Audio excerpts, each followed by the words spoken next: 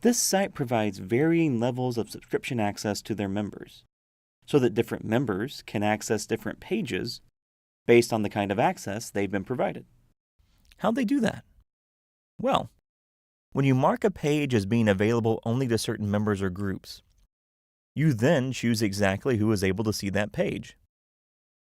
The easiest way to manage membership access to your pages is through the use of groups.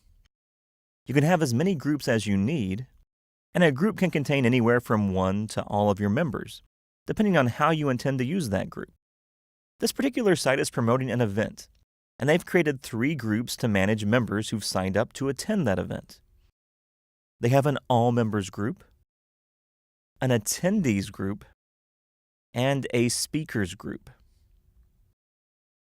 Visitors who sign up for this event are automatically added to the all members group. This happens because the event organizers set that as the default group for all new subscribers. They've then manually separated all the members into 2 groups, the attendees or speakers. They did this using the Select Members option that's available when you're editing or creating a group. And then they've assigned the appropriate group to the appropriate pages using the Pages tab. And they've based this, of course, on exactly who should be able to access information found on those pages. Then, when a member logs into the site, they're only able to access pages that are assigned to any groups to which they belong. And that's how you do that.